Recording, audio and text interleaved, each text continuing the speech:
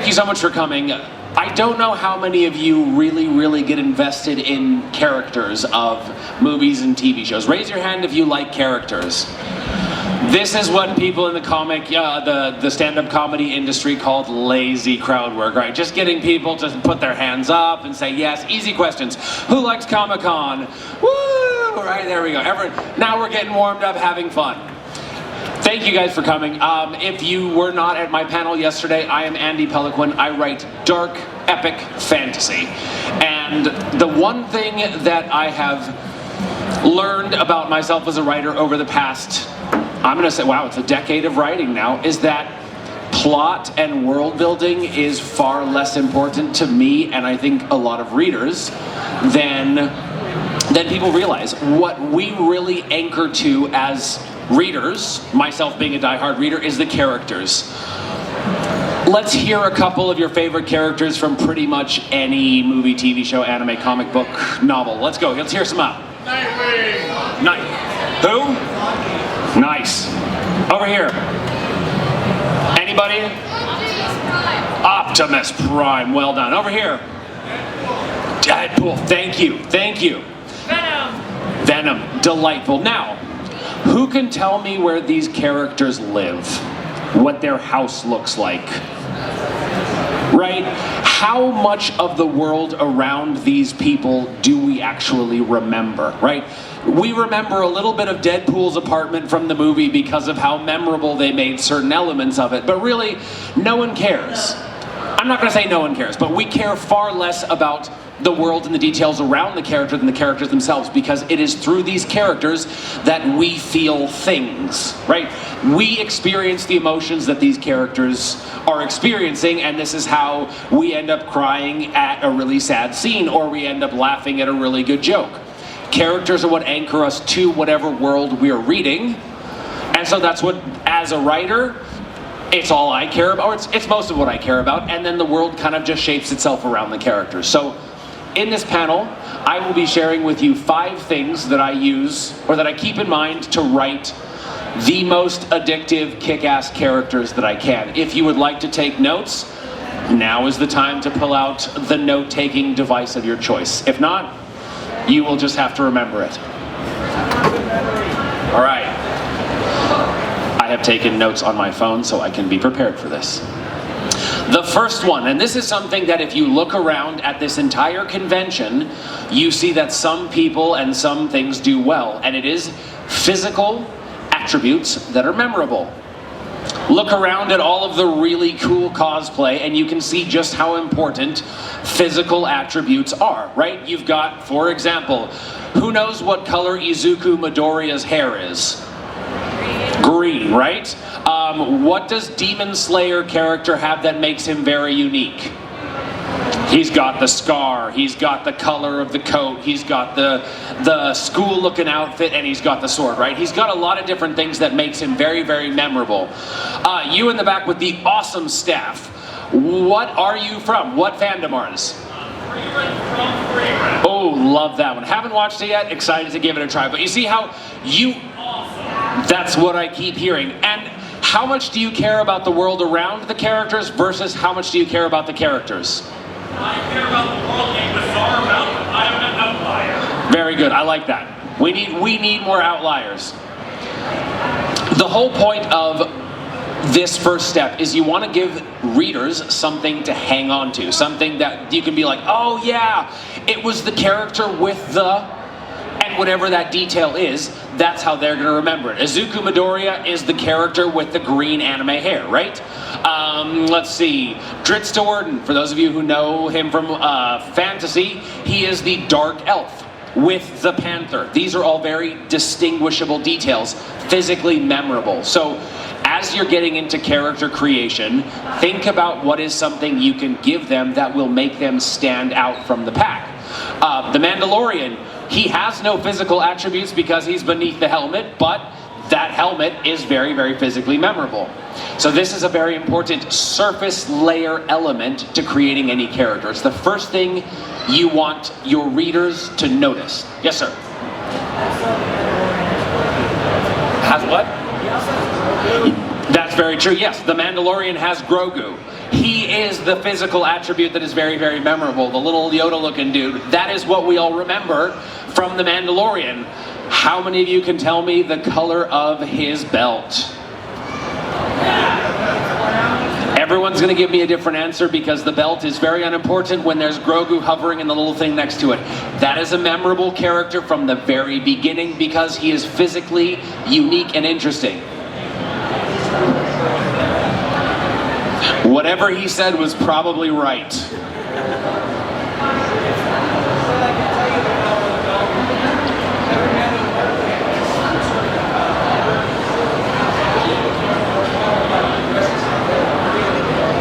I like it. I like it. I like the attention to detail. But you see, it's a physical detail that to someone is very, very important. It anchors him to the character. Now, we're going to go down a level. From the surface, we're going to get a little bit into the humanity. But we're going to start off with the badassery, because let's all admit, we start reading or watching or listening to a character because they can do something really cool. Going back to, let's go to One Punch Man.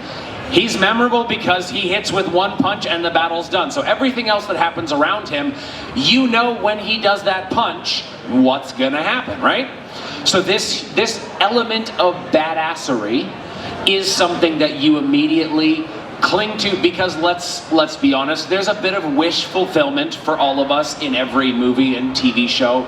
We'd all like to be a little bit cooler, a little bit faster, a little bit stronger, a little bit more magical, a little bit more whatever of what it is that the character that we're watching and reading has. We want that. So when they do something really, really cool, we're like, ooh, I like that. Like the Mandalorian and his jetpack, right?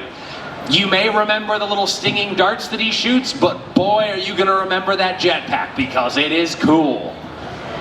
So the badassery is a very important element in any character creation because you want people to take that away from them. It's the sense of excitement when you're reading or watching a character that, oh yeah, they can do this, because you know it's coming. When you see All Might preparing to punch or kick or whatever he's gonna do, you know, oh yeah, this is gonna be good. And this is where the excitement element comes in with this badassery. On the flip side though, I'm gonna say potentially more important is the humanity. This is some flaw or weakness, but also some emotional strength that they have that makes us connect to them as a character, right? A very good example might be Captain America. From the movies, Captain America tries to do the right thing. As humans, we're all like, yeah, we should probably try to do the right thing more often than not. So we identify with that because he embodies something that we want to have, some humanity that we aspire to. But then you've also got a little bit of the humanity in the terms of weakness. He's going up against magic people and people with, you know, power suits and Thanos with the glove and all of this stuff. And you see his weakness in comparison to these characters. And then it makes it very easy to think, you know what, I remember there was this time when I wasn't quite strong enough to do something or smart enough to succeed at something or fast enough or whatever the case is. One second. We think about our own weaknesses, and then over the course of whatever story it is that we're reading or watching or listening, the character does face and kind of overcomes their weaknesses to certain extents. So then it makes us think, I could probably do the same thing too. I have this weakness that may or may not be the same as the other characters, but because they did this, I can do it too. And this is where stories have been so critical to the, I'm going to say, the moral evolution of society since the beginning of stories. They have been a way for people to say, here is a situation, here is how you can deal with the situation, here's how you probably should deal with the situation, here's the bad way to deal with the situation. You basically use them as a lesson of how to do better or how not to do worse. And using the humanity in these characters is very, very important. An example of this on a physical level would be Superman's weakness to kryptonite. Because as soon as kryptonite shows up in the plot, you know that he is no longer the superest of men, he is just the kind of falling around and looking a little green around the gills of men. So this is where it brings in the balance to the badassery. You need both. You need that person to be the coolest and the best at something, but you also need them to suck at something or have some weakness, because that is what we as humans all have. Raise your hand if you are good at something. We're all pretty good at something, right? Now raise your hand if you are bad at something. There we go. This is the balance that every human being alive has. This is the balance that every character needs in order to feel real and alive. You had a question, yes sir?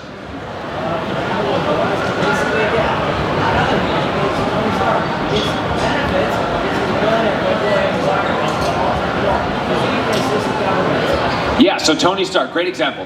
His strength, his badassery is number one, he's a bazillionaire, and the whole technological genius and all of that. But if you've read the comic books, you know that alcohol is his weakness, which, let's admit, there's a lot of us in this crowd who might have a little bit of a weakness with alcohol. Definitely not talking about myself here. But it's like every character that is well done, that you remember that I love that character, is going to have an amazing strength and a bit of a weakness. Yes, ma'am.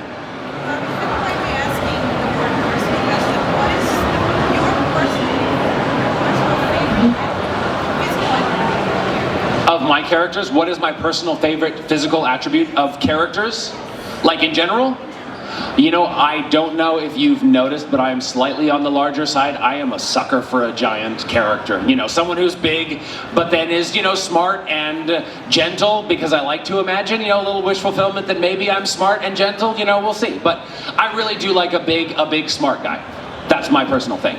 So we've talked about surface level, something physical that makes them memorable. An author friend of mine said, think about the cosplay when creating a character. Create a character with that in mind, that people will want to be like, ooh, I want to dress up like that, or ooh, I want to paint my face like this.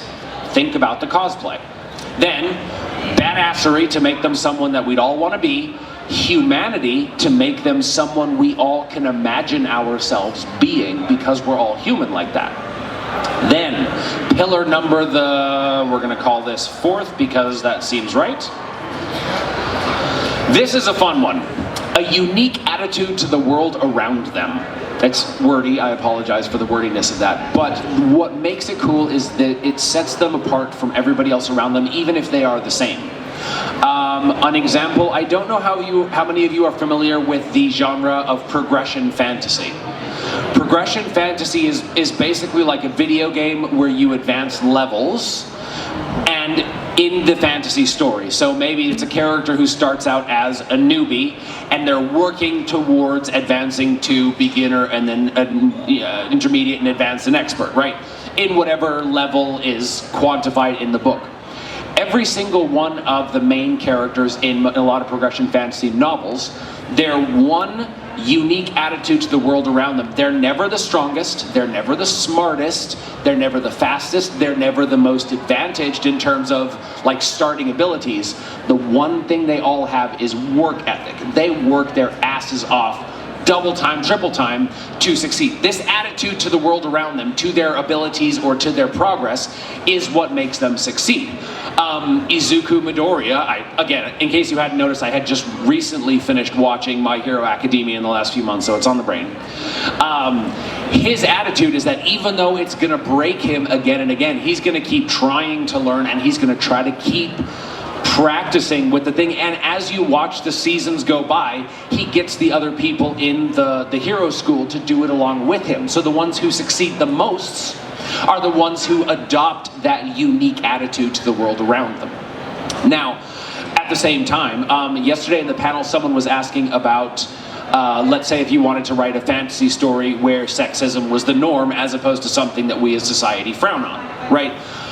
When you do that and you write a character who everybody around him is hella sexist, but they are not, that's an attitude that we, the reader, can say, good for you, right? We can get on board with that attitude. So this is something that's unique to them in the setting that you've created.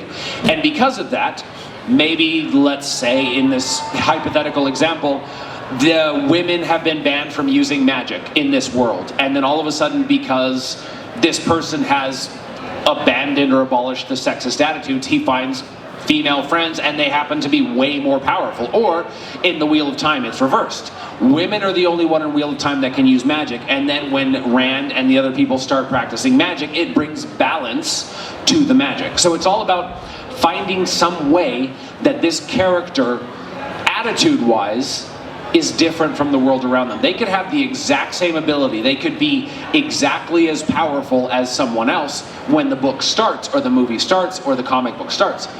But as they progress, their attitude to their training, to the people around them, to the world, it enables them to do so much more and to go so much farther. And this is what enables them to succeed where others might fail.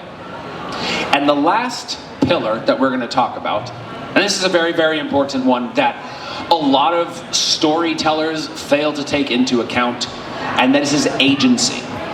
Agency is the ability of the central character, be it the main character, which is the point of view character, or the protagonist, which is sort of the main character of the story, to drive forward the plot. Agency enables them to affect the world around them. So, as an example, how many of you have read the Witcher books? I know I have. How many of you have played the Witcher game? A few more, good job.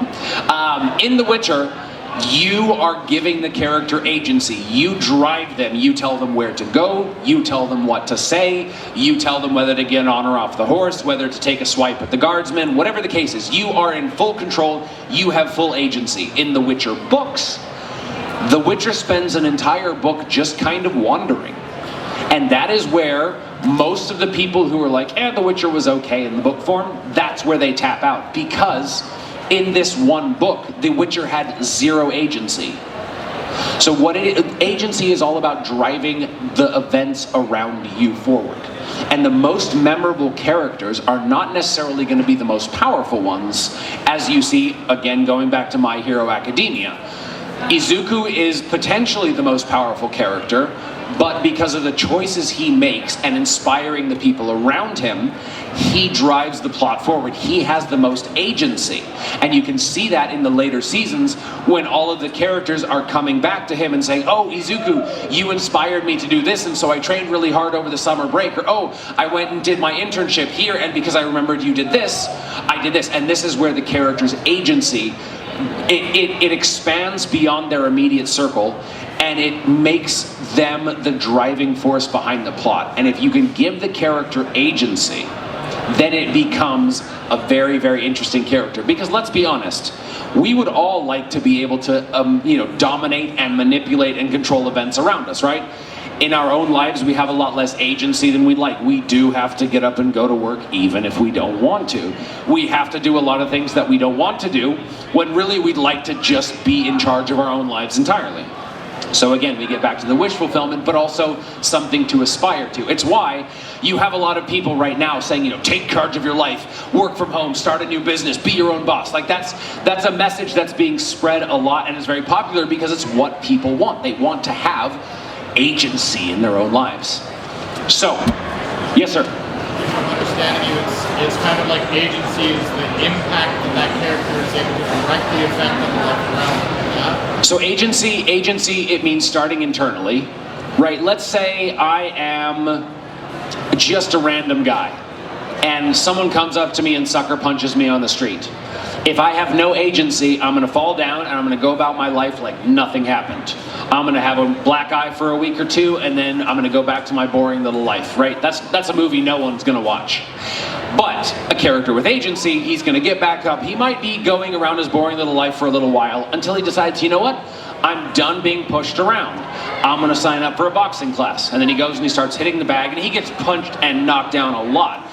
But over the course of the movie or the TV show or the comic book or whatever it is, he starts getting stronger and stronger and stronger. He continues to show up to the gym, to make the choice every single day to show up at the gym, until next time someone comes up to sucker punch, he wins the fight.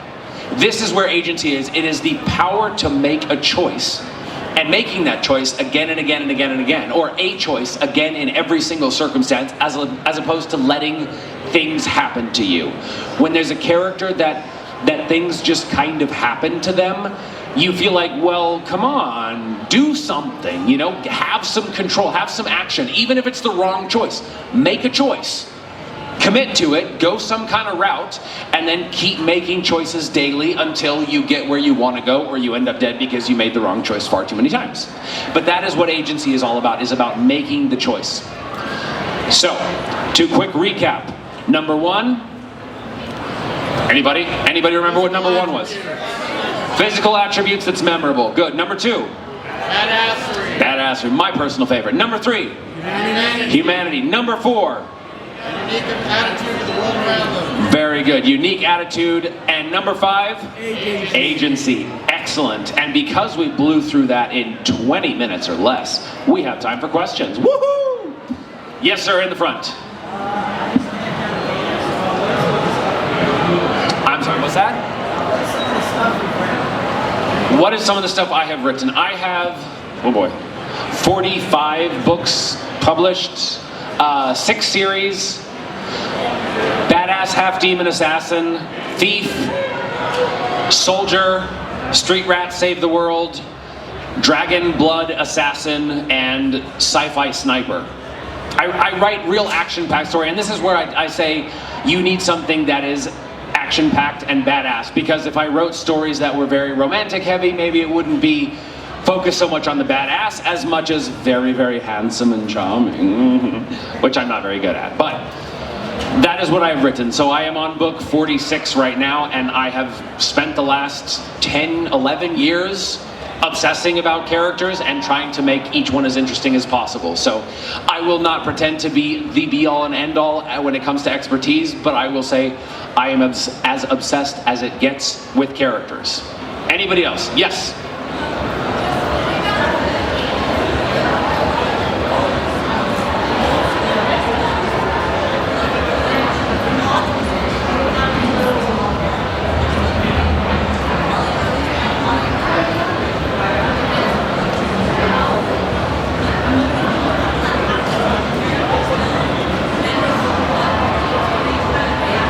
Yeah, so she was saying in classic, like old school fantasy, there was a lot of plot that happened to characters. And she was saying, how does that work? How do these stories, how are they so compelling and addicting, even if all that happens? And if you think back to a lot of these stories, the choices the characters made may have been very, very small. But they did make some kind of choice in every circumstance. They had some kind of agency. Maybe a lot of stuff happened to them, especially you'll find this with a lot of we're going to say classic fantasy from anywhere between the 40s and the 80s, where there was the princess or there was the queen or there was the priestess or whatever it was, and they didn't necessarily rule the story in the same way that, say, a Conan or a Waylander or these characters did. But every single one of these characters, when it came time to make a choice, they made the choice. They took control, even if it was some very small way. Let's say the princess was condemned to be married to someone she hates. She may still have gone through with the marriage, but she decided, here is whatever my boundary is. I'm going to say, you can do this with my kingdom that you are now taking over and no more. Or, on our wedding night, I'm going to put him in his place. Or, I'm only going to give them so much power. At the end of the day, they all made some kind of choice and took agency, even if in a very, very small way. And that's what it comes down to, is just making a choice, some concrete choice. Yes? When you're creating a new character, do you usually start with one particular pillar, or can you sometimes take out the every person? Do you usually start in the same place, or do you start in different places? When I create characters, do I start with one of these pillars first, or do I change it up? Agency is the last pillar to think about. It's more of a chapter, paragraph, scene level element, in the sense of they are in a circumstance, their choice or choices need to govern whatever's happening around them. Stuff can happen to them and around them, but in the moment, and this is where it's in the scene, in the paragraph, in the chapter, they need to make some kind of choice. Or if they don't make it right away, it needs to come fairly soon to where it's like, yes, they are taking their agency. Because characters don't have to do everything perfect from the beginning. This is where the weakness element comes in. But having them say, okay, maybe they spend 2 or 3 chapters debating what to do in a certain situation, But eventually they're going to get to the point where they say, all right, this is my decision. So agency happens on a smaller level. Physical badassery is one, it's important and it's also unimportant in the sense of what is something that makes a character unique. You could probably come up with some really cool look in 10 minutes, right? You could, I'm pretty sure if I put it out to this panel, within 10 minutes we can come up with a total badass looking character, but we will know nothing about their humanity or their weakness. And when it comes down to it, that's what readers connect with the most, or viewers, that's what they connect with the most. Because the most badass character who is totally perfect or a total failure, no one's gonna really resonate with them. It's the ones that find the balance that do it really, really well. So for me, when I'm creating a character, sometimes I'll have some physical element that I'm like, you know, I kind of want to do this. So I will do, for example, I went from fantasy into science fiction because I wanted to do a sniper. So right there, a bit of the sniper's characteristics are already decided. He can't be a huge muscle dude because snipers tend to be leaner, they tend to be lither, they tend to be more agile because they spend a lot of time climbing and running and all of that. So right there you've got the physical attribute determined. Now I knew I wanted to make him disabled, so that right there is a physical attribute.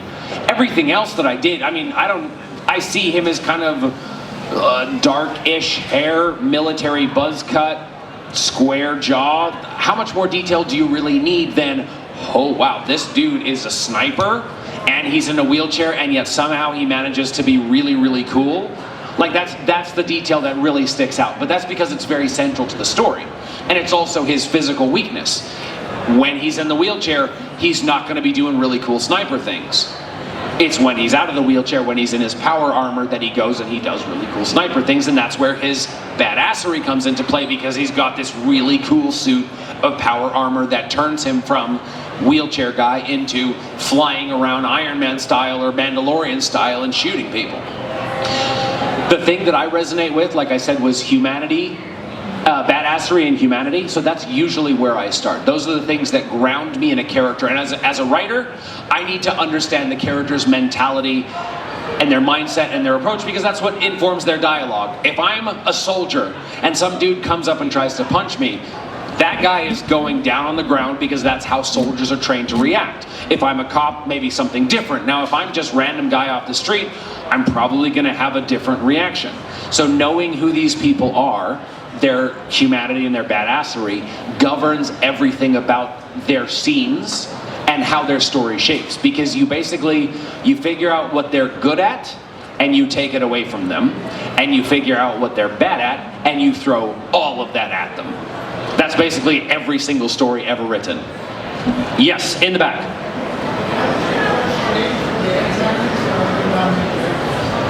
What was that? How does my approach change for the antagonist or other non-main characters? I think it's pretty much the same. At this point in my writing life, a lot of stuff happens organically. I just need to know enough to be grounded in the character. So in the novel I'm working on now, it's a murder mystery set on a ship, and every character has a color. So I started with the colors because that's what I wanted, right? You've got someone who's blue, they wear all blue. Someone who's red, they wear all red, right? If that was where it ended, God, that would be a boring book, right? So then you start there with this physical thing that was what popped into my head, and then you develop them. Well, what does red mean? What are the meanings behind the color red? And then you start building the humanity behind it all and all of that. Same thing with the antagonists. You figure out who they are, whether you start off with what their strengths and weaknesses are or what they look like, and then you just go from there. A lot of this process happens kind of all at the same time, but the most important elements to begin with, for me, I'd say, are the humanity and the weakness, and then everything else shapes around it. Yes, sir, over there.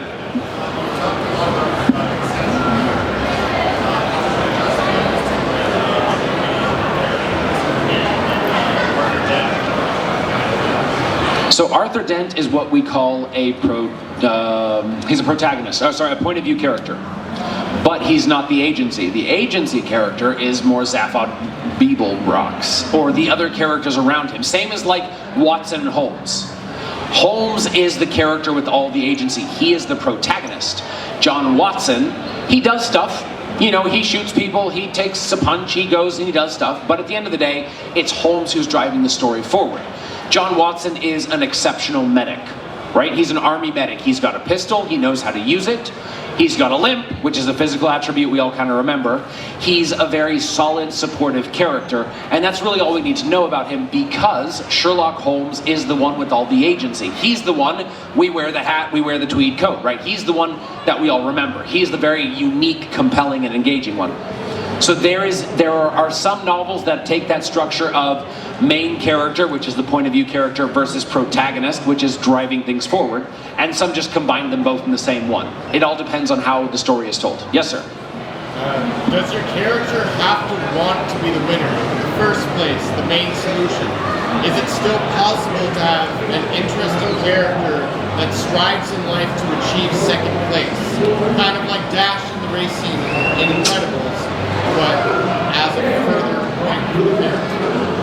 I mean, yes. It's all about how you write it. I know there are writers out there who could write an amazing character who is like, you know what, I'm taking second place and that's all I want, because maybe first place is so far above it. Think about, again, sorry to go with My Hero Academia, you've got the Fire Dude versus All Might. All Might is so much higher that Fire Dude is like, you know what, I'm good being number 2. That is basically as much number 1 as I can get. A lot of the other characters don't want to be number 1, like his son, right? The half fire, half ice kid. He doesn't want to be number 1, and he's still interesting. There's something else about him that makes him interesting. So the characters don't necessarily have to drive to be the best. It's one character attribute. They just need to strive to excel at whatever it is that they are interested in. Yes? How do you keep the character in humanity when there are superhuman elements to your story, like superpowers or mutants, or where your main character isn't human himself? I will refer you to He Who Is Superman. In the sense of Superman is probably one of the most relatable characters because at the end of the day, he's just a guy who loves his family, he loves his country, he embodies humanity in that sense because he was raised by people who just taught him to be good. They taught him all of that. You can do that with a lot of different characters. You can do that with vampires. You can make them, their human aspects, something to cling to like they do in Castlevania with Alucard, right? You have every writing tool and creative tool under your belt to figure out how to make this character interesting. When I set out to write the Darkblade series years and years ago, I wanted to do a character who was a monster. And I got about 100 words into it and I realized a character who is a pure monster with no humanity will never be a compelling protagonist because they are a monster with no humanity. There was nothing to connect me to them, and so nothing for my readers to connect to them. So then I had to make him half a monster, half demon. And then every time something sort of nasty and monstrous happened, well, he blames it on his demon side. And yet he keeps struggling towards the human side. And so this is where you play with the elements of humanity that we want to believe exist in all things. It's why we say, oh, our dog absolutely loves us, even though we have no empirical evidence beyond the lots of licks and, whale tail wags and all of that, that he actually feels that kind of love as we know it. So it's just kind of playing off the way that we as human ascribe these attributes to other creatures, other beings, all of that. Because if there is something absolutely incomprehensible, we can't understand it. It's right there in the word, incomprehensible. So it has to be relatable in some small way.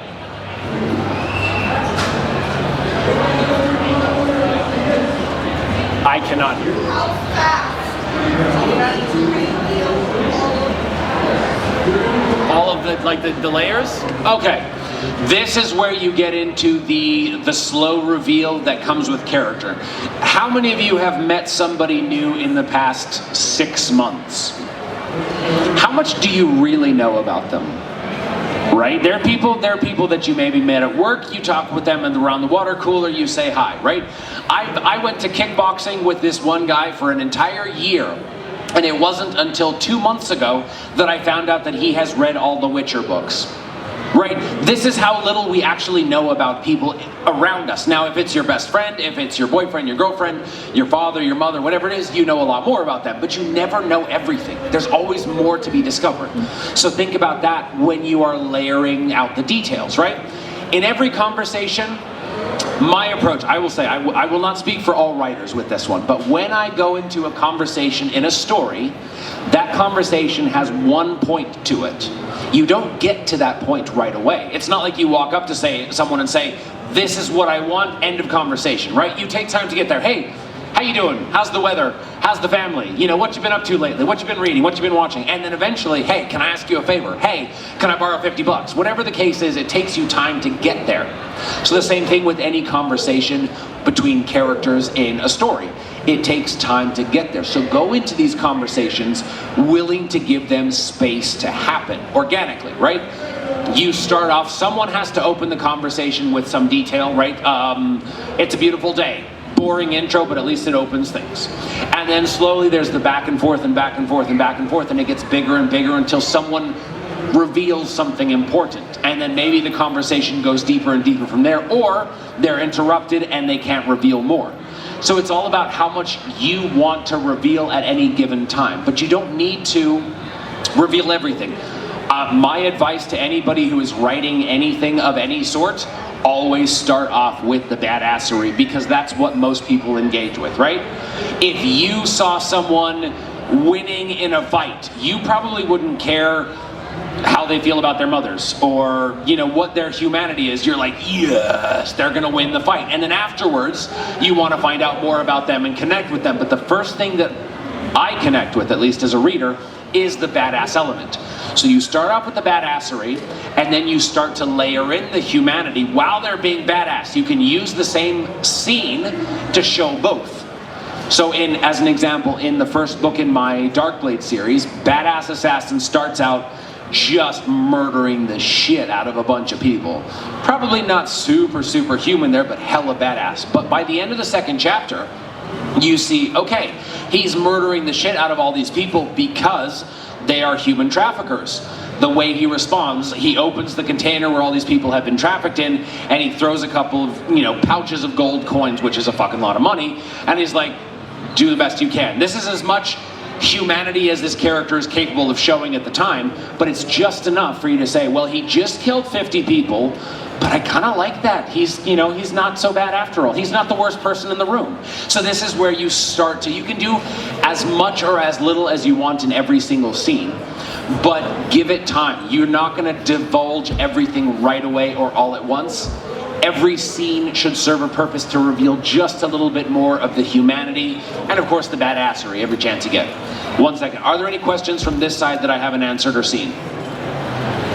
Okay, back to you, sir. How do the pillars change, or do they change if you're writing for the purpose of comedy? I mean, at the end of the day, the badassery is the comedic strength, right? Comedy is their badassery. Anybody who has seen, let's say, Seinfeld, or let's say The Big Bang Theory, or any show where we laugh a little bit, it's that quippy one-liner where we're like, I like this guy, right? Or who has seen New Girl, the TV show? Right? Schmidt, every time he says something funny, it's pretty goddamn funny, to where we can be okay with him being a real douchebag the rest of the time because his badassery is he says some funny things. Or same with Nick. If any of you have lived with anyone like Nick, they are a nightmare. But watching him on a TV show, because he's funny, badass in that way, it's someone we can connect with. So everything changes, and yet it doesn't. It remains the same. You just figure out what those 5 pillars are in relation to whatever genre you're writing.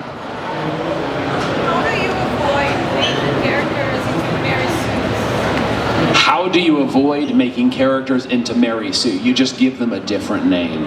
I'm sorry, that was a very bad pun, but I like them. So Mary Sue is someone basically who has badassery with no explanation. Right, they start off badass. You're never given a reason why. Exactly, and perfection, you could say, is badassery in a way. But yes, I like yours. They're too perfect. There's no humanity. Their evolution happens almost as if by magic, and then it's like there's no agency. They don't make the choice that makes them evolve and grow. It just happens to them, and everything falls in place. And if you ever met those kind of people where everything seems to fall into place, you know how much you hate them, because we have to struggle so hard to get what we want, right? And this is why we hate Mary Sue's or Gary Stu's, the male equivalent. But basically, make them suffer, make them choose, and then make them grow. And then you will never have a Mary Sue character. Yes, over here. Then there's completely changed by the end of the story. Like, can they start with one attribute and not add a lot of it by the end? I'm sorry, could you repeat that without the mask or closer is fine. Can the pillars change throughout the stories? Like, do they start with one attribute and then not really have it at all at the end? Can the pillars change throughout the story? They start with one attribute and not have it by the end. I'm gonna say yes, in the sense that as humans we are always evolving. Has anybody here changed careers at any point in their lives? Right? You went to school for one thing and then you decided, you know what, I don't really want to do that anymore, and then you change, and people are always evolving. So you may start off as the biggest sword-wielding badass in the night school, and then it turns out that the knights all get toasted by dragons, and you are now the weakest of the dragon riders because you have no magic. Like, it's all about figuring out, especially where you start from. Like I said, figure out where they're strong and take that away. Figure out where they're weak and throw as much of that at them as you can. And so you'll see that their attributes will change over the course of the story because they'll develop more strength in certain areas. But you, as the creator, decide what those areas are. You decide, what story do I want to tell? Who do I want them to become? When I chose the badass half-demon assassin for Darkblade, I wanted someone who kicked a lot of ass, but it turns out he's very, very socially challenged. He has to hide his identity because he's an assassin and people are going to want to come after him.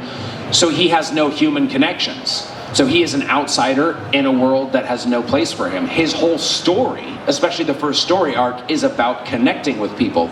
And connecting with people can be pretty damn hard. And so this is a story that everybody can resonate with on a certain level because it's so commonplace for us all to struggle. So really, figuring out what the story it is you want to tell, where you want to take the character, and that basically governs the attributes that you're going to give them, if that makes sense. Any questions from anywhere else?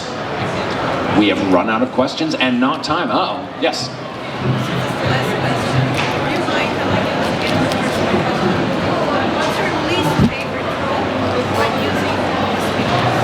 When using what? The same pillars. Okay. My least favorite trope when using those same pillars. I mean, I will never be a guy who likes reading about like lying, but like lying to cover up lies to cover up lies. When they do that in any TV show, I pretty much immediately tap out because as a person, I don't like that. I am excessively honest, as my wife will tell you sometimes to a fault, because I prefer that over, oh, we gotta cover up this lie with another lie and then it just gets worse. I hate that. And I really dislike the very strong jealousy trope, which is very common in romantic and romantasy. But that's just a personal preference. A lot of people were like, give me those jealous guys or girls. You know, they prefer that style of character, and it's all about what they like. You basically figure out what readers like and don't like very quickly depending on what genre you're writing. And I will use that to add another point of research before you write. And I don't mean research the world or anything like that. I mean research what people are reading. How many of you have seen on TikTok or Instagram Fourth Wing at some point in the last year and a half? It's a book that is everywhere and people love or hate it, but it's everywhere. This is a story that is dominating the romantasy world like anything by Jennifer Armentrout or these other authors. People are buying them, people are reading them, which means there's something about these books that are connecting with the very specific audience. You won't find a sci-fi guy being like, oh yeah, I loved Fourth Wing. Gonna tap out real hard, real fast. But for if you happen to be writing a romantic fantasy novel, well, that's the kind of book you want to read. And you go into it with the mindset of, what can I take away from this? What can I learn to do as well? What do I like and dislike? And then figure out how to do that in your own story. So always read the most appropriate or the most relevant books to the story you're trying to tell, essentially. Yes, two last questions. We'll make them quick. Over here in the blue and green.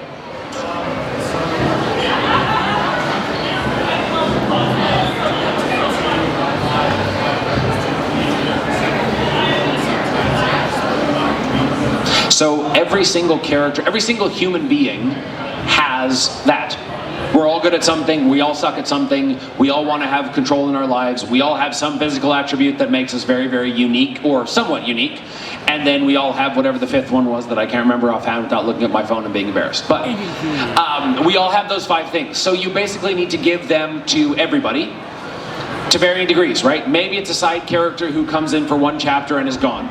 And then you don't need to really dive into a lot more than what purpose they serve in terms of their humanity and their badassery, and then you don't necessarily need to show their attitude to the world, but you can if it serves the purpose of whatever story it is you're telling. But when you're writing a group of characters, especially if they are the protagonists, the ones with all the agency, you need to give them each what I call their moment in the sun. They have to make a choice that affects everybody else for good or for bad, and they need to do it in a way that reflects, that takes the characters where they need to go to the climax, right? So let's say in my military fantasy series, it's basically Rainbow Six in a fantasy world. There's 6 characters. Each one of them has a turn where they screw up and have to apologize to everybody, and then they do something really, really badass to save the day. That's kind of how you have to treat big character party stories. Last question. Just touching back on the idea of someone who is striving for second place, how would your answer differ if there's someone who could have chosen to be first place, but they've chosen to put themselves second place so that someone else who deserves that spot more can take the opportunity? Well, you just answered your own question. You are showing their humanity by making them choose second place. So it's like these people, as just a very, very simple writing imagination exercise, these are best friends, brother, sister, twins, whatever the case is. They're both striving together to be the biggest badasses. And sibling number 1 sees sibling number 2 struggling. So he helps, or she helps them make as much progress together. And at the end of the day, sibling number 1 wants something, but sibling number 2 wants something, and they've had a harder time of it. Sibling number 1 is like, you know what? I'm gonna help them. I'm gonna sacrifice a little bit of myself so I come in second place. What you've done is you've shown number 1 how he is or she is more badass, because they could have done it, but by sacrificing themselves and being selfless, you have shown an amazing degree of humanity that, let's be honest, we all wish we possessed a little bit more of that. So this is where you just think about how to make it work with those 5 pillars, and everything is possible. And I am getting the signal that we are out of time. Thank you guys so much for coming. I hope I didn't bore you. If you have any more questions, I have my business cards here with me that I'll happily hand out, or I have a table at 813. You can come buy my books so I don't have to take them home. Thank you all so much.